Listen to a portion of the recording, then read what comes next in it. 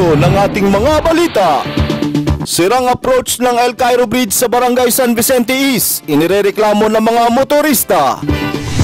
Pampasigla ng turismo at agrikultura sa bayan ng San Teodoro, patuloy na tinututukan ng pamahalaang bayan. RCDC nagsagawa ng feeding program sa Salong Daycare Center.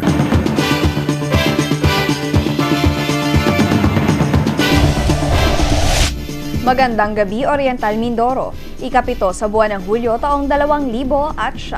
Ito po ang TVNet Newsline. At sa detalye ng ating mga balita, kasalukuyang sumasailalim sa 4 na araw na training of rescuers for emergency medical response ang may 25 kawani ng City Public Safety Department at 15 nurse volunteers na isinasagawa sa Sangguniang Panglungsod sa Barangay Ginubatan, Lungsod ng Calapan. Ang nasabing pagsasanay ay pinangungunahan ng Red Cross kung saan sila ang naging trainers ng mga rescuers. Ayon kay Lovell Rago, OIC Emergency Management Section ng CPSD, taon-taon nila sinasagawa ang pagsasanay bilang preparasyon sa anumang sitwasyon na kinakailangan ng kanilang serbisyo. Bali, nagsasagawa kami ngayon ng refresher course ng training of rescuers for emergency medical response, which consists of standard first aid and basic life support. So basically, ito yung palagi namin ginagawang servisyo sa mga Calapeño pag nangangailangan ng tulong medikal sa case of emergency, mga vehicular accidents. So ito yung makikita namin ginagawang management sa kanila. So taon-taon, nagsasagawa kami ng pagsasanay para mag-update pati ng mga bagong skills na ina-adapt ng Pilipinas. Sa pamamagitan anya ng patuloy na pagsasailalim sa mga inihandang pagsasanay at sa pamamagitan ng mga volunteers ang kanilang kahandaan sa mga pagkakataong magkakaroon ng biglang sakuna o insidente dito sa lungsod. Yes, handang-handa po ang aming tanggapan ng City Public Safety Department sa kung anumang emergency ang maaaring mangyari dito po sa Calapan. So kaya habang wala pa kung sabihin, pag time po na idle time ng aming tanggapan, wala pa masyadong emergency o mga responde. So ang ginagawa namin po ay nagsasanay. Patuloy kami nagsasanay. So para po hindi naman pagdating ng responde ay alam ng aming mga tauhan ang gagawin nila. Samantala, matapos ang kanilang training, inaasahan naman na may babahagi rin ang mga pinagdaan ng pagsasanay sa mga miyembro ng Barangay Coordinating Council upang silang agarang makaresponde sa anumang insidente sa kanilang lugar.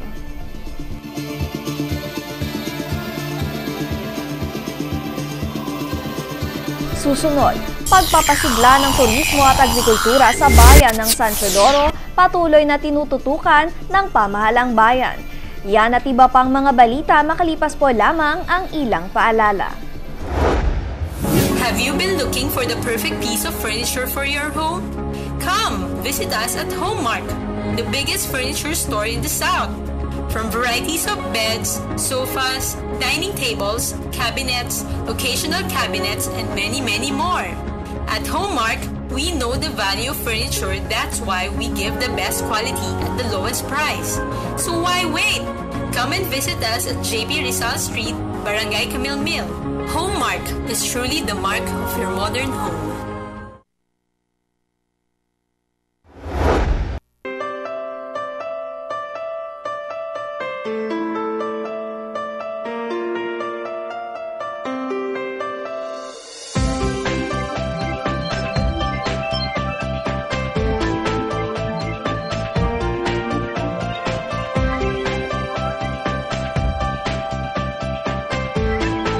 At Monte de Oro Homes, you can be sure of a comfortable, efficiently constructed yet affordable homes. Feel secure with its team of highly competent professionals.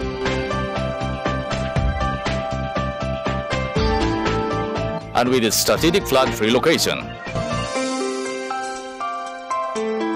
Great amenities. And close proximity to almost everything. It is surely a home for ideal family living.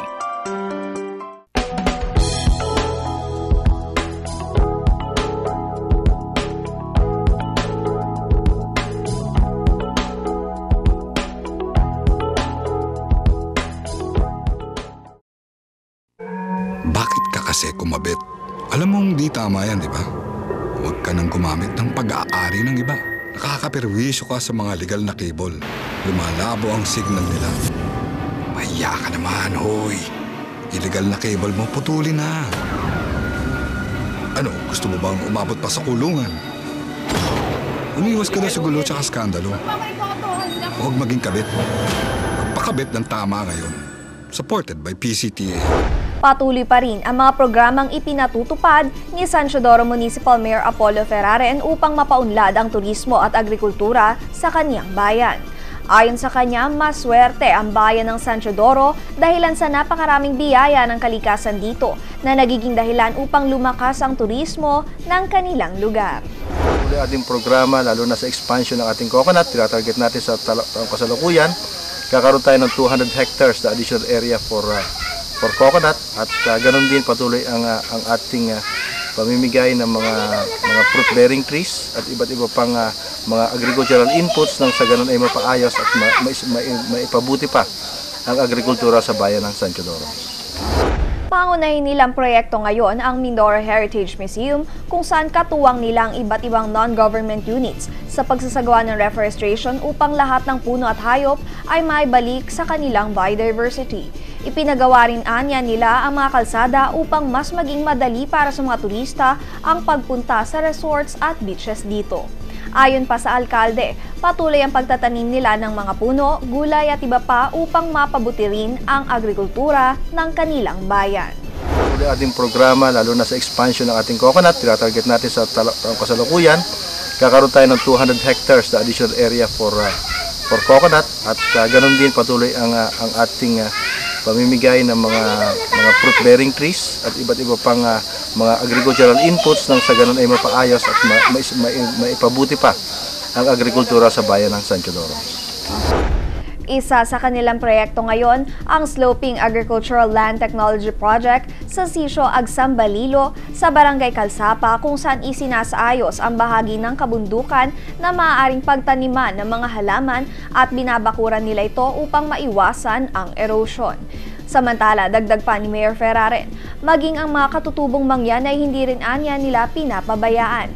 May mga livelihood programs sila dito katulad ng Upland Agro kung saan tinuruan nila sila ng tamang pagtatanim ng mga halaman at may community-based forest management rin silang itinuturo sa mga ito.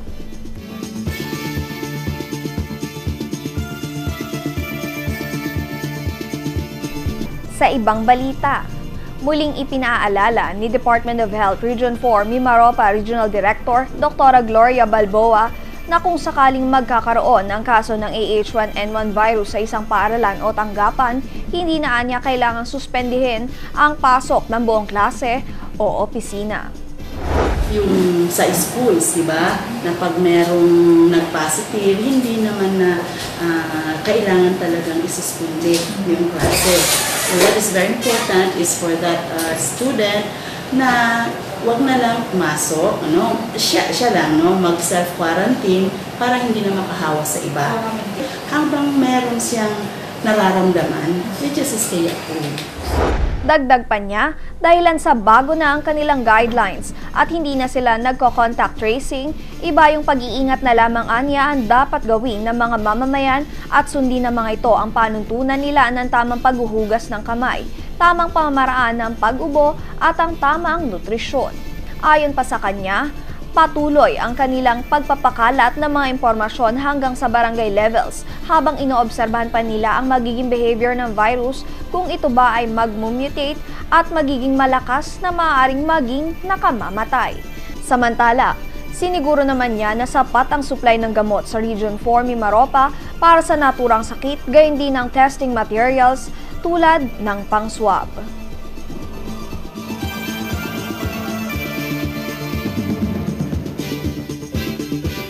Susunod, approach ng El Cairo Bridge sa Barangay San Vicente East, pinangangambahang masira. Antabayanan ang balitang yan sa pagbabalik po lamang ng TVNet Newsline.